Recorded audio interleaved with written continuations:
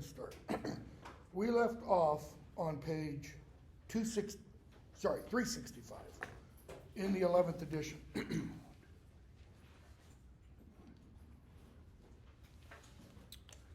With Red Sammy talking with the grandmother, and I think where we left off was right around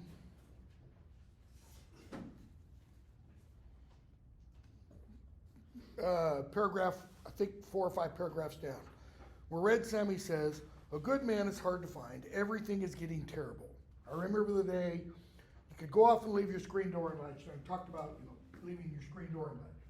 I want to go back to that. Everything is getting terrible. Okay? And the phrase he uses to begin that paragraph, "a good man is hard to find." If you remember, the other day I mentioned Matthew, the Gospel of Matthew, chapter 19, verses 16 and following, where this rich young ruler comes up to Jesus, asking him, "Good master, what must I do to be saved?" essentially. And Jesus says, "Why do you call me good? There is none good but God." And then he goes on and tells him what he must do. Okay? And I said that we would talk about that in relation to the title and towards the end of the play. So now we hear Red Sam say, "A good man is hard to find." And he kind of follows it, explains it a little bit by saying everything is getting terrible. Talked the other day, one of the other days, when is this story set? We're not given an exact time frame, okay? But it's pretty clear it's after World War II. Because they go on, we're told, and put all the blame for the problems in their lives essentially on Europe. Okay, and we talked about the Marshall Plan and things like that. But I don't think that's necessarily what he means by this. I think what he means by this is what Flannery O'Connor talked about in some of her letters to people who had read her stories and written to her. Okay? And in those letters, she tells them that she felt compelled. It was her job to address the central, what she considered the central problem of her day or of her age. And that central problem was essentially two schools of philosophy, two schools of how you perceive the world, how you look at the world. And those two schools are these: existentialism and nihilism, okay? Which we're going to discuss for a few minutes. Jean-Paul Sartre and Paul Camus were the leading proponents of existentialism, all right? Friedrich Nietzsche was the leading proponent of nihilism. These two are writing in the 30s and 40s and 50s. They write both philosophical essays and works of literature. Jean-Paul Sartre is known most for, other than his philosophical works, his play, No Exit. Paul Camus is most known for an essay he wrote on the myth of Sisyphus. Okay. Friedrich Nietzsche is famous for a whole bunch of stuff. Okay? We'll talk about him in a moment. Actually, we'll talk about him first. He's writing in the 19th century. Born in 1844, if I remember correctly, and dies in 1900 or 1899. He dies in an insane asylum. I mean, he just totally wigs out. All right? Nietzsche was the one who coined the phrase, "God is dead." And he says, we killed him. We, late 19th century people. And he says, and because God is dead, everything is permissible. Okay? Along with that notion that God is dead and we have killed him. And what he means by we have killed him is we don't need God any longer. Scientific discoveries, the industrial age, age of enlightenment, there's no need for faith. Okay? And so he said, the other thing I mentioned, with God being dead, everything is permissible. Why? is no God, there's no what after life? No heaven, no reward. What's the other part of that? There's no punishment, there's no hell. It doesn't matter what you do. All right? But that's not the main point of what Nietzsche was getting at. Nietzsche's point, and it gets subsumed under this term, nihilism, and you've got there in that word, the N-I-H-I-L, you see that in a word used today. This word is hardly ever used. Annihilate. What does it mean to annihilate someone, or something, or a group of people? It's to totally wipe them out. Totally destroy.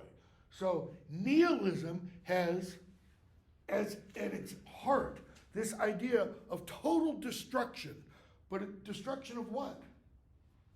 Meaning. What Nietzsche said ultimately was, your life doesn't mean anything. My life doesn't mean anything.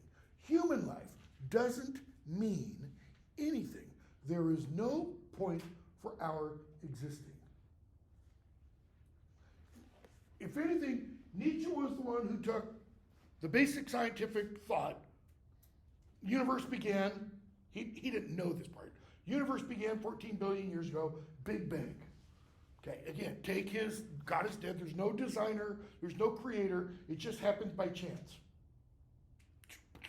And everything that occurs is totally random, totally by chance.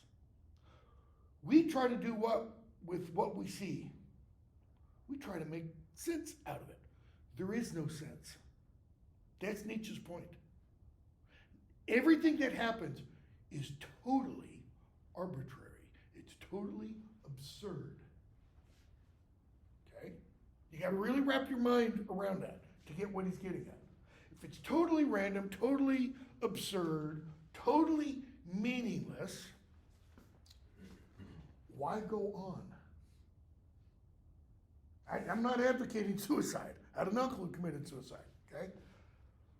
But suicide is the logical conclusion of Nietzsche's thought. Because I'll bet everybody in this room, right now, we could sit down and we could start talking about all the stuff that's going on in your lives, and I'll bet for most of us, it's probably a little bleak, at least every now and then. What about when it gets really bleak? Why keep going? When we read Hamlet, Hamlet is going to address that question. Why keep going when everything just sucks and then you die? You know, bumper sticker. Life's a beach? No, life's a bitch. And then what should the second bumper sticker say? And then you die. Okay?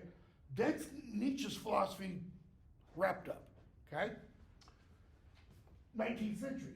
Jean-Paul Sartre, Camus, writing in the 30s and 40s, they say, well, okay, Nietzsche's kind of right, but he goes a little too far. Why? Because his position you cannot live with, literally. People have to ascribe some kind of meaning to their existence in order to get up every day. So they came up with the idea of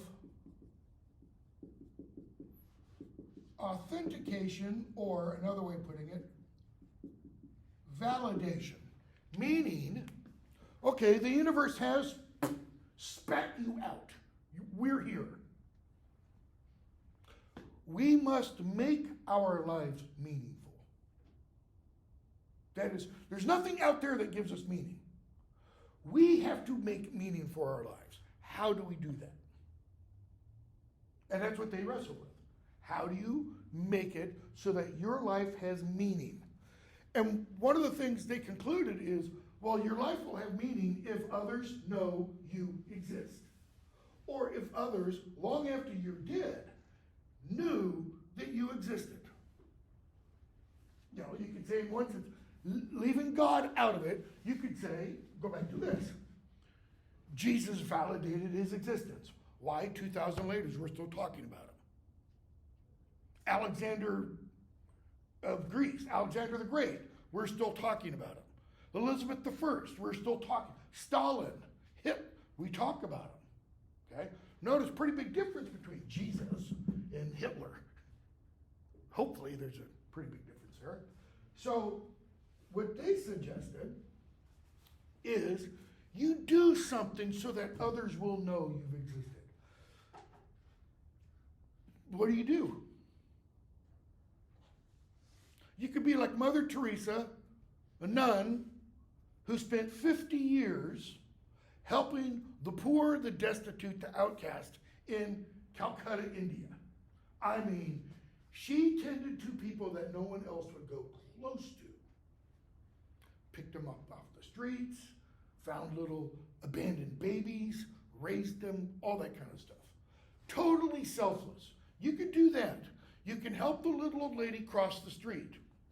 Or you could push the old lady in front of a truck. Either one, you validated your existence. Why? Because in that last moment of her life, that little old lady knows you lived. Okay? You get the... You could be Hitler. Everybody knows who Hitler is.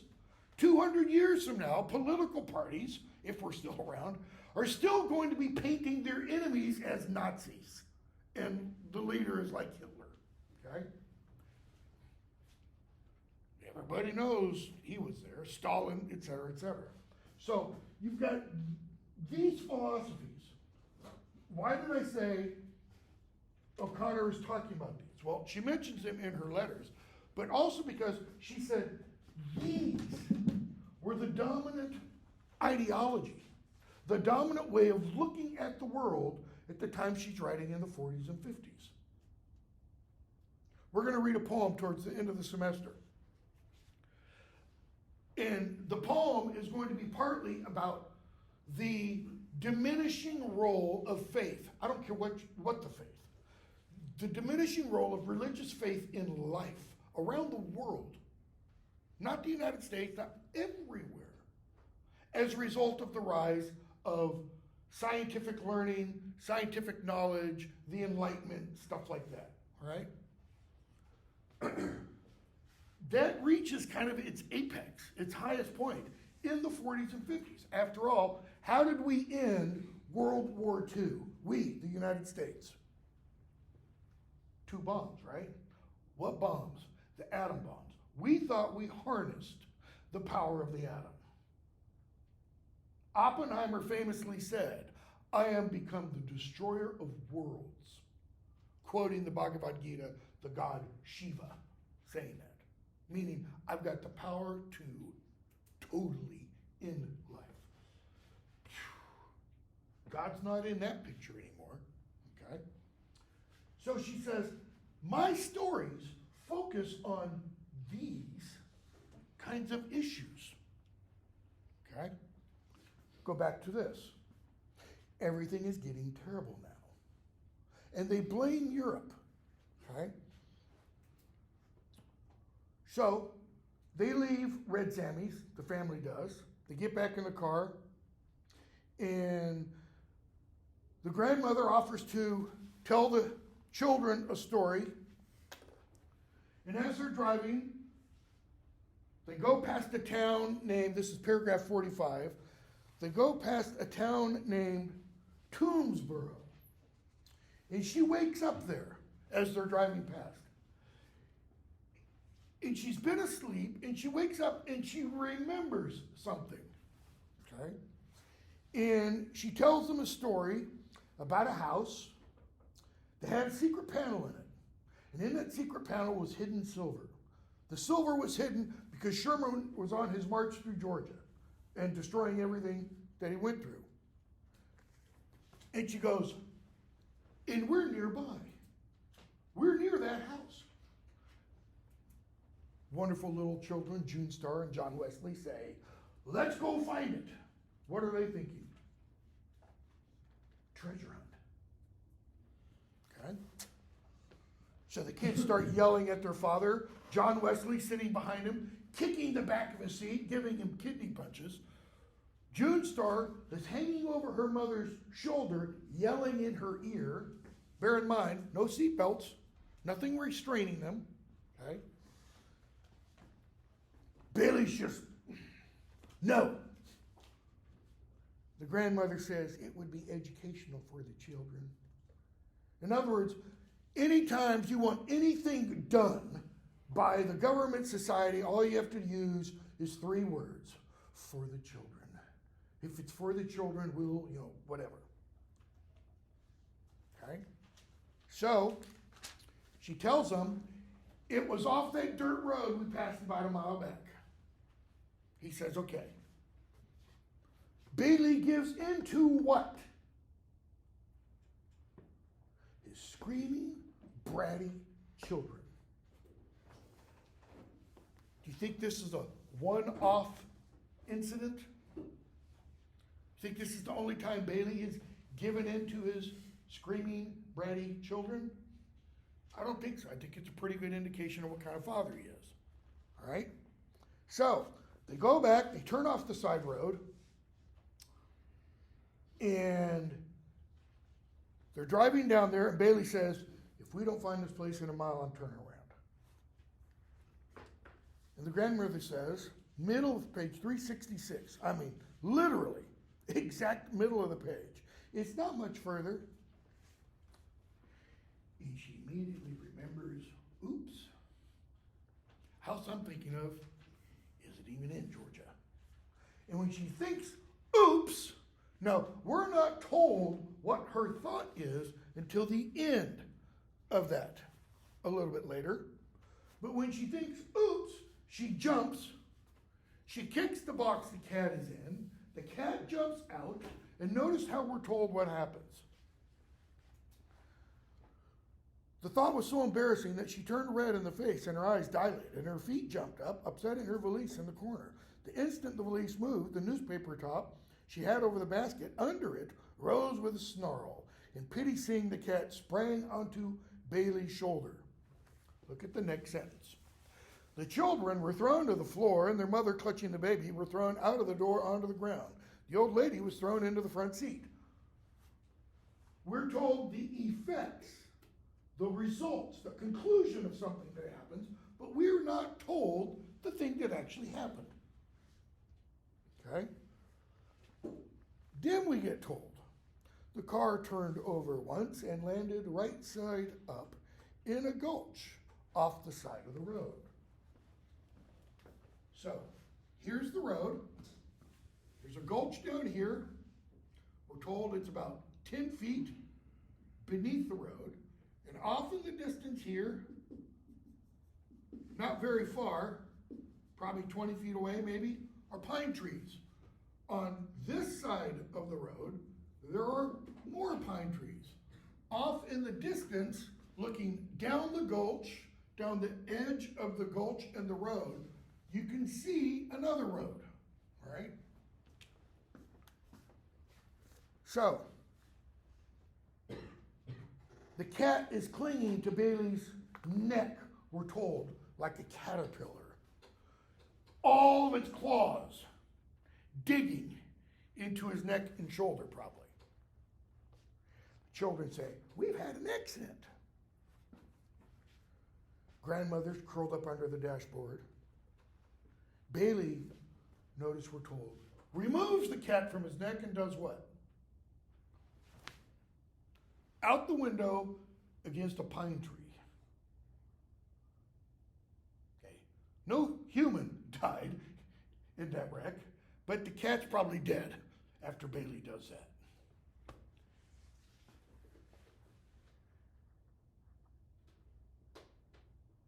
The mother, we're told, is sitting, the children's mother, not the grandmother, is sitting against the side of the edge of the gulch. Against the, we're told, red dirt. Why? How many of you have been to Georgia? South Georgia. Color's the dirt. Like a clay. Yeah, it's red clay. Okay? But there's also some symbolism going on here. What are we told about the mother? Now, here's an example. If you listen to that link, go on that link and listen to O'Connor reading this. This is an example of her humor. Okay? Because when you hear her read it, it is funny. We're told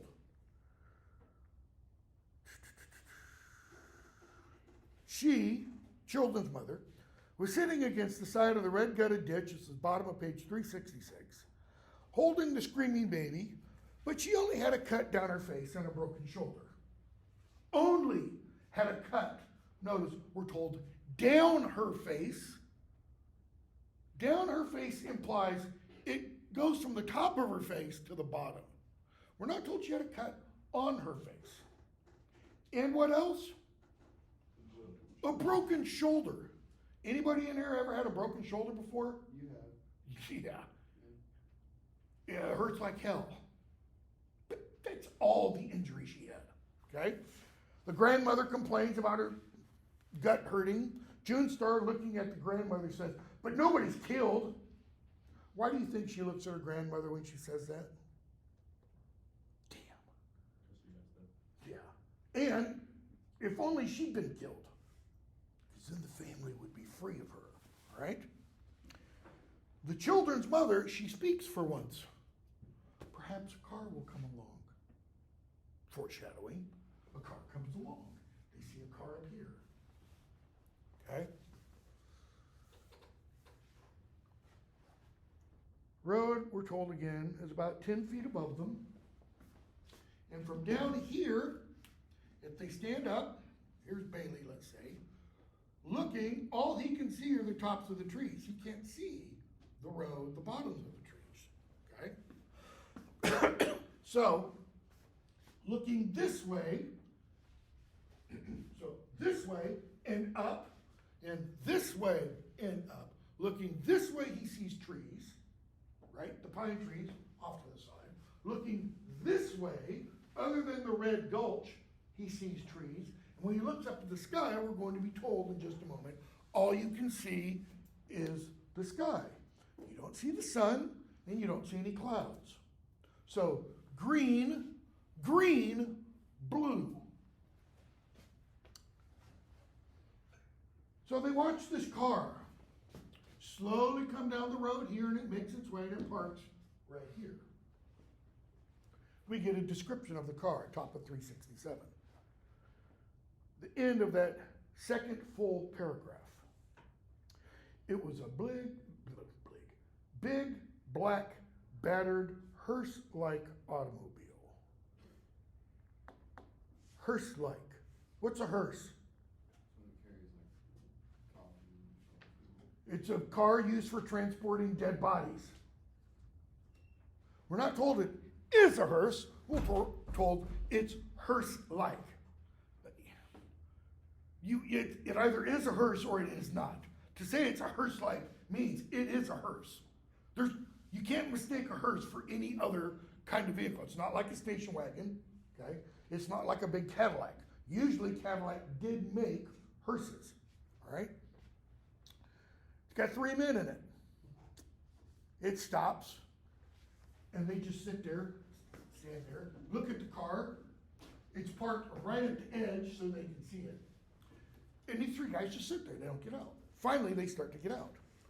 One of them gets out and comes and stands. So say the family's right here.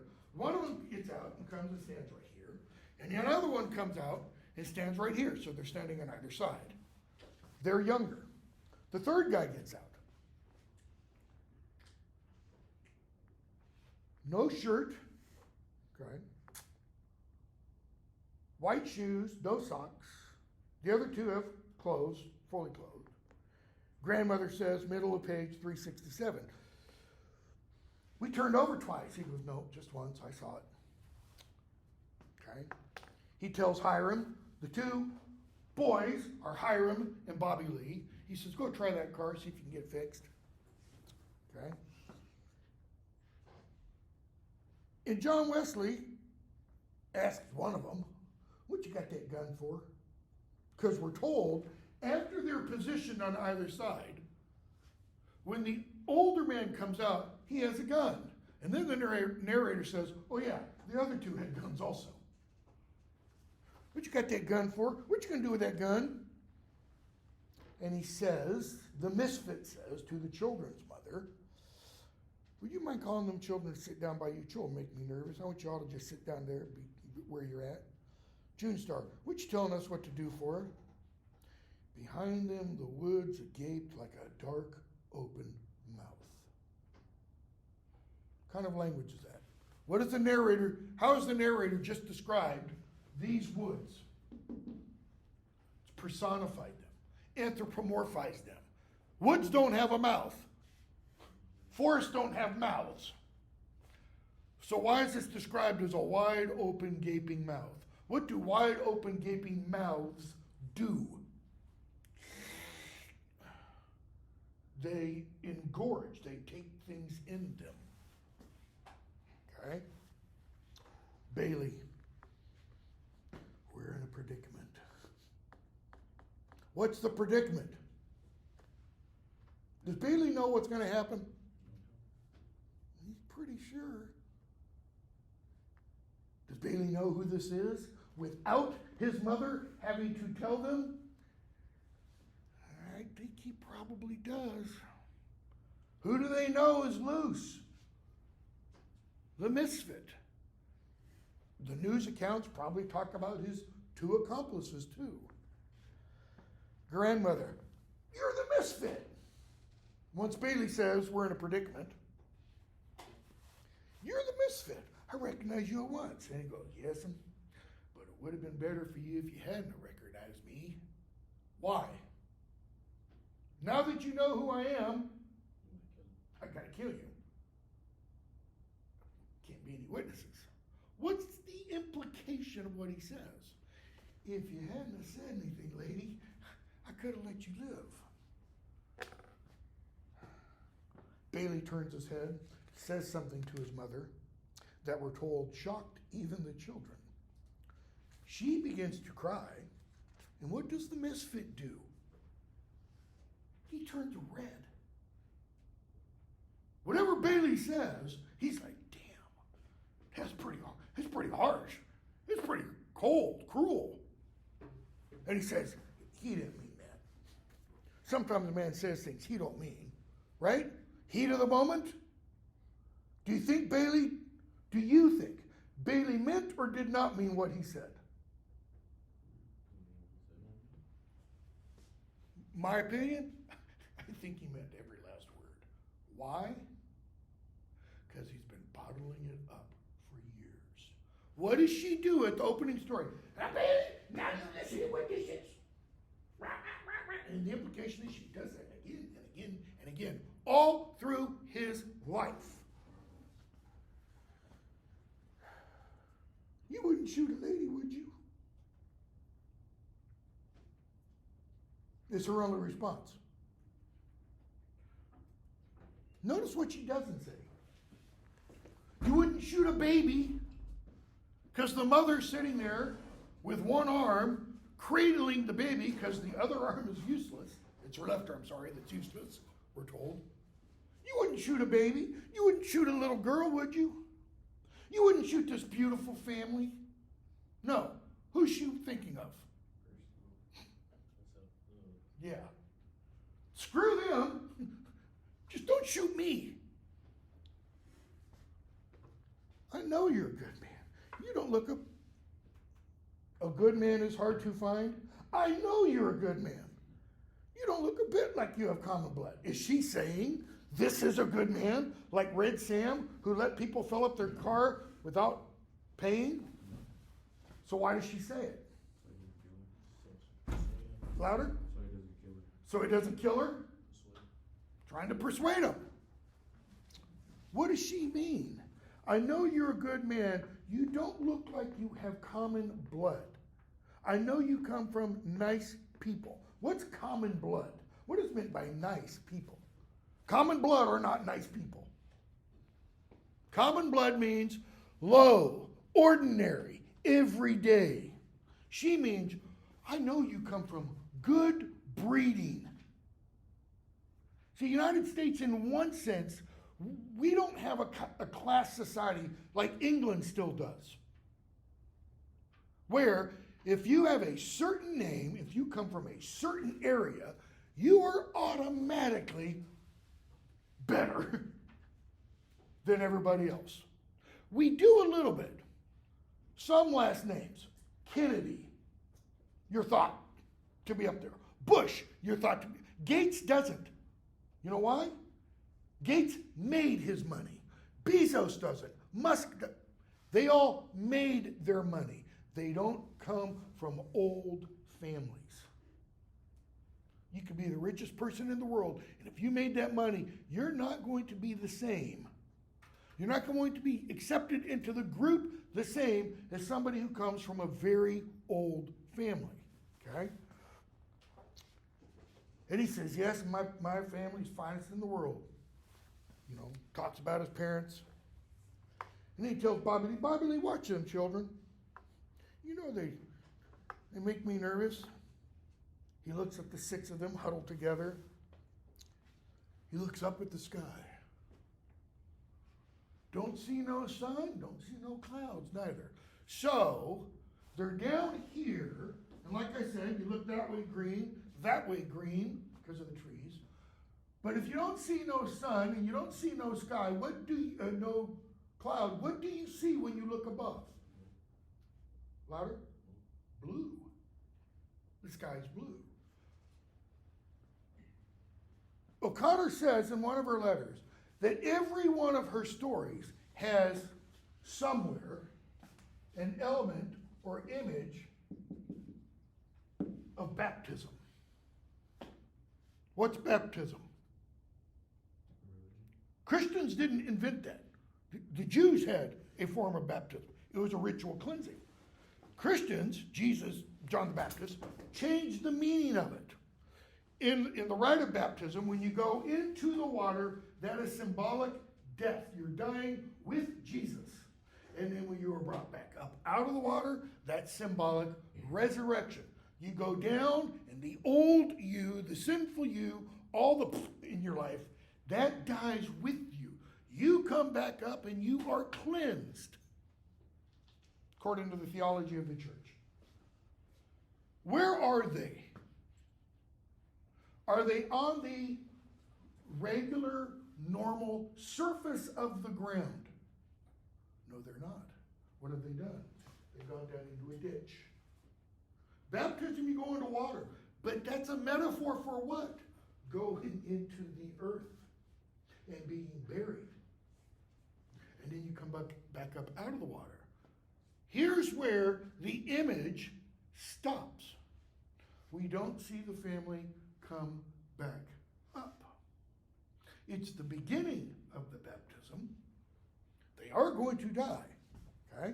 That's why they only see blue. Go in the ocean. When you look out at the ocean, often, if you look out at a distance, it'll look blue. But right up close, it's kind of dirty looking. Brownish, etc. Because if it's clearish, you can see the ground beneath. But go out in and go under the water and look up, and what do you see? Blue. If the sun's out, you see it looks blue. That's what they see. Okay? So, Hiram comes back and says it's going to take half hour to fix this car. He goes, okay.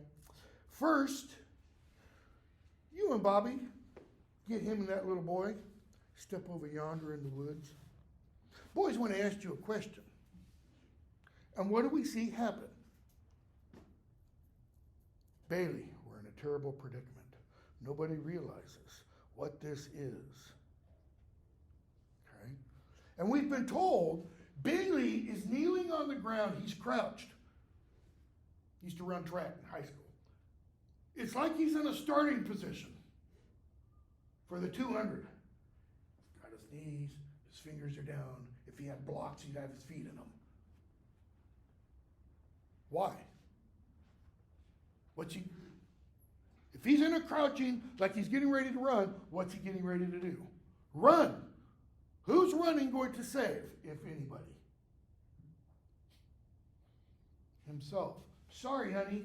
Sorry, kids. Mom, screw you. So, the grandmother reaches up to adjust her hat and the brim falls off.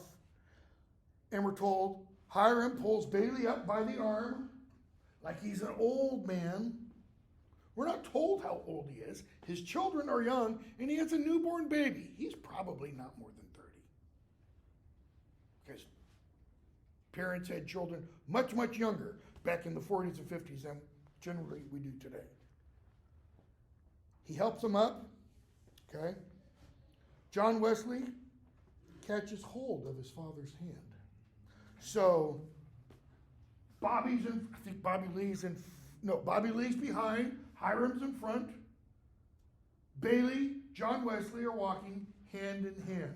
Why does John Wesley catch his father's hand? What is that showing us?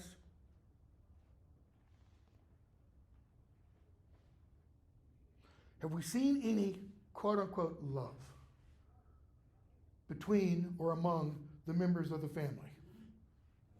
No. This is.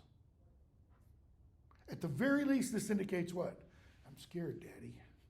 I'm scared. Hold my hand. They go off to the woods.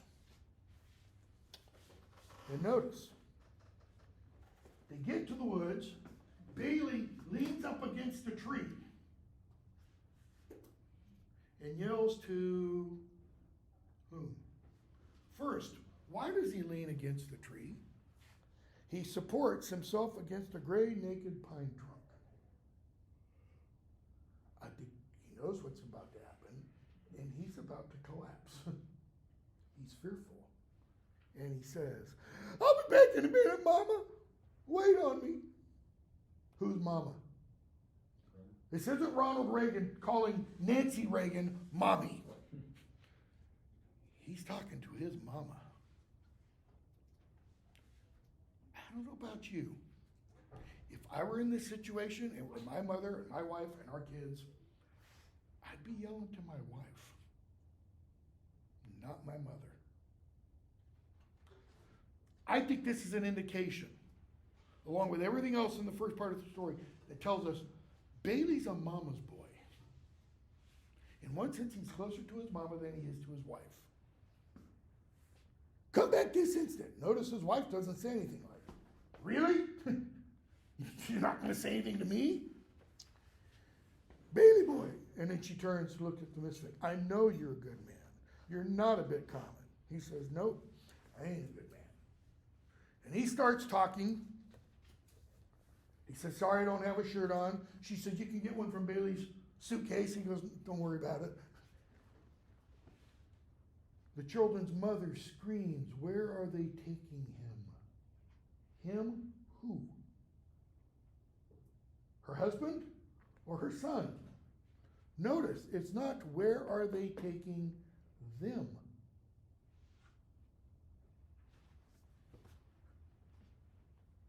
Okay, guys, put yourself in that situation. And your mother yells, where are they taking him? And there are two of you walking off to your death. Really, Mom? You don't give a rat's you know what for me? You're only thinking about Dad? I used to tell my kids all the time. I hate to tell you guys, if something happens, I'm going to save your mother before I'm going to try to save you. Why? I loved her first, and in that sense, I love her more than you. She comes first, always, every time. And they're like, seriously? How does that work? They'll find out when they get married. So, she asks the misfit, do you ever pray? And he says, no. Okay, you're out in the middle of nowhere, Georgia. What's going to happen with that gunshot? It's going to echo.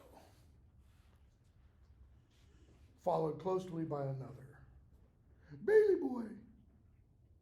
I was a gospel singer for a while, he says. And he goes on and talks about other stuff. And she's going, pray, pray, pray, pray. Why is she saying that? Is she telling him to pray? No. What's she trying to do? She's trying to pray. And all she can do is say the word, pray. I know I can. I know I can. And he goes on and starts talking about, I wasn't a bad boy. But somewhere I did something wrong. And I got sent to the state pen. I was buried alive, not literally. How was he buried alive? He's going to tell us in a few moments. And she says, that's when you should have begun to pray. You should have started to pray when you were in the state pen. What'd you do to get sent? And he's back with being buried alive. It's like he doesn't hear her. How does he mean buried alive? Turn to the right, there's a wall. Turn to the left, there's a wall. In front, there's a wall. Behind, there's a wall. Above, there's a ceiling. Below, there's a floor. He's boxed in. That's buried alive. And he goes, I don't know what I did, but they had papers on me. They had proof, evidence of something. Maybe they put you in by mistake. He goes, no, not mistake. They had papers. You must have told me. Nobody had anything I wanted. If you'd only pray, Jesus would help you. Right? Jesus says, if you come and seek me, I will open the door. I'll let you in. Miss it. That's right. She's like, oh, this is my out. I can get him to accept Jesus and he'll stop killing. Then why don't you pray? I don't want no help. In other words, I don't need Jesus. I'm doing all right by myself. Bobby Lee and Hiram come back. And one of them's carrying a shirt that had parrots on it. Looks very similar to the shirt that Bailey had been wearing. Throws it to the misfit who puts it on. And the children's mother starts making heaving noises. She can't breathe. Going into shock. Literally going into shock from the pain of her shoulder. And she knows, tick-tock, tick-tock. And so he says, lady, would you and that little girl like to step off yonder with Bobby Lee and Hiram and join your husband? Notice, and get killed. Join your husband? And she says, yes, thank you. Notice how he asks. He asks, would you like to do this? He's very polite. He's got good manners. Unlike the two bratty children. And she says, yes, I would. Thank you. To the man who's going to order her death. Her left arm dangles. And the misfit says, help that lady up, Hiram. Help her get up. Okay? And Bobby Lee, you hold on to that little girl's hand. June Star, ever the wonderful little child. I don't want to hold hands with him. He reminds me of a pig. Fat boy blushes, catches her by the arm. Hiram helps the mother and baby. They walk off to the woods. The grandmother finds she's all alone. She'd lost her voice. And again, there's not a cloud in the sky nor any sun. Nothing around her but woods. She wanted to tell him he must pray, but she can't. And he says, yes'm, because what was the last thing she said? Jesus would help you if you prayed to him. He goes back to that. Yes'm, Jesus throwing everything off balance. We're getting back to this. Jesus throwing everything off balance. Same case with him as with me, except he didn't commit any crime. And they could prove I had. Notice, he says, Jesus and I are the same. How? We were both punished. But Jesus never did anything wrong, the misfit says, and I did, because they had the papers on me. But they never showed me my papers. Meaning, they never showed me what I did wrong. That's why I sign myself now. So now, when I leave a corpse, it's like I put my finger in the blood and go, misfit.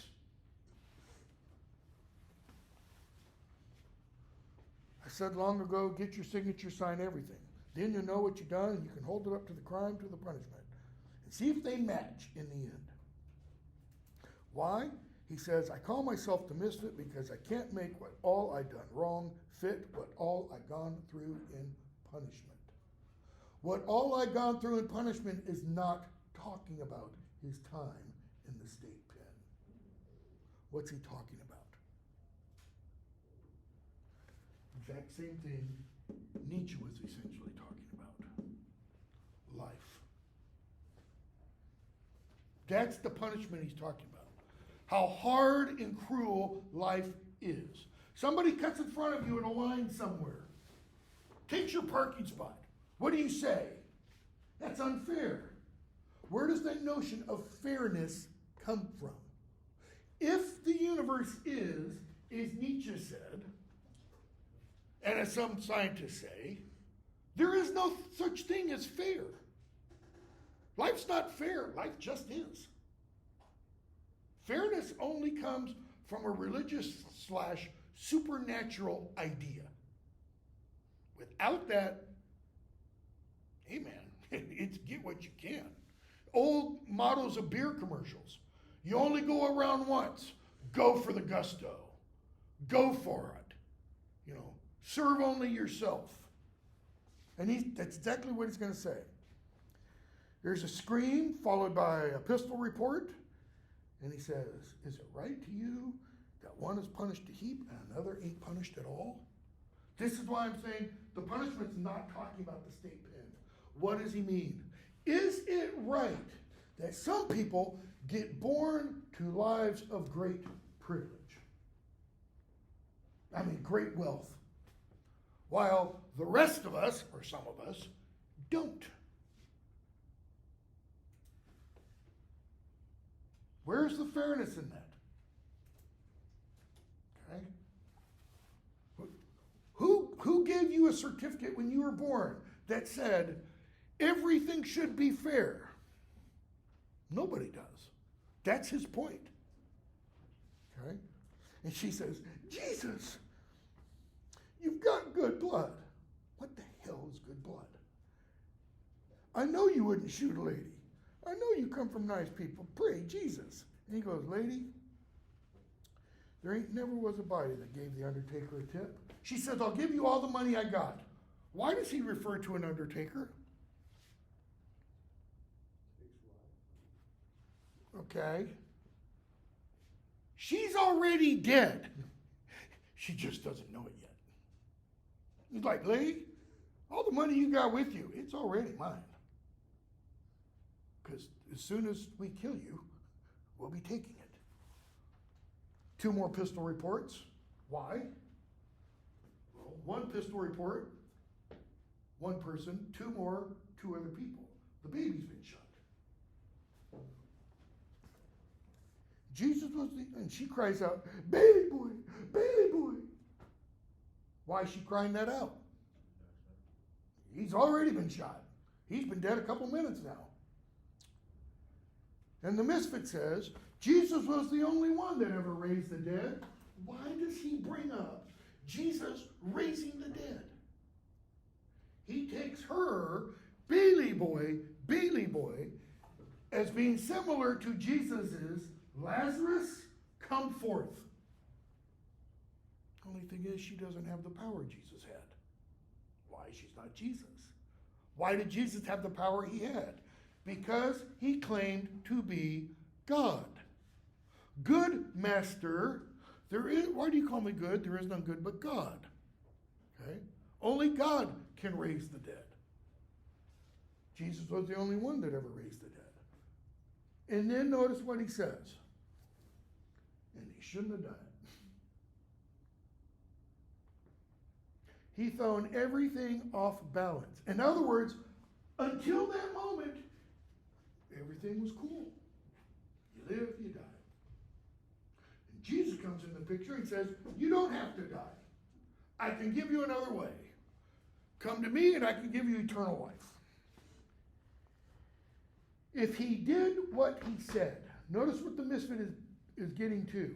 If he did what he said, if Jesus did what is said that he did, then what? Then it's nothing for you to do but throw everything away and follow him. Good master, what must I do to inherit eternal life? Follow these commandments. Done them all. What else? What else am I lacking? And what does Jesus say? Sell everything you have, give it to the poor, Come and follow me. What did the misfit just say?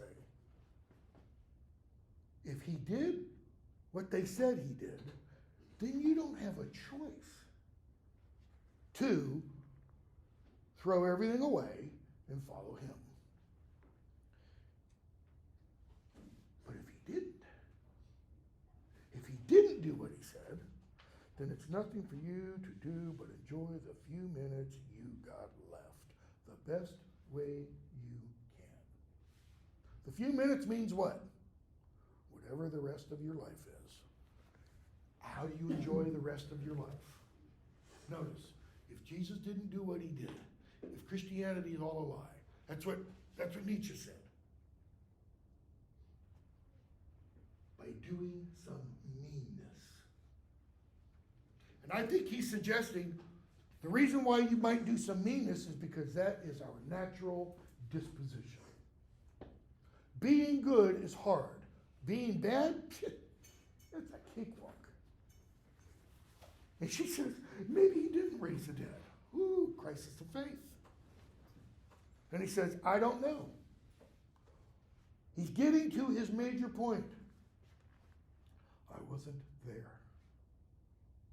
If I'd have been there, he says what? I would have known. It ain't right I wasn't there, because if I had have been there, I would have known.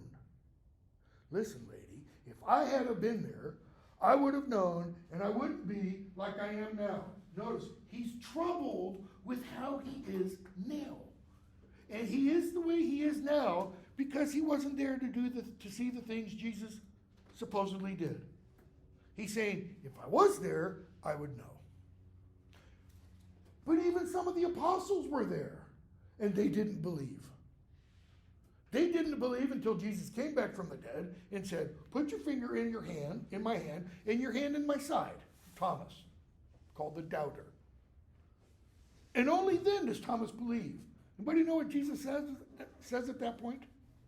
Blessed are you who have seen and believe, but more blessed are those who haven't seen and believe.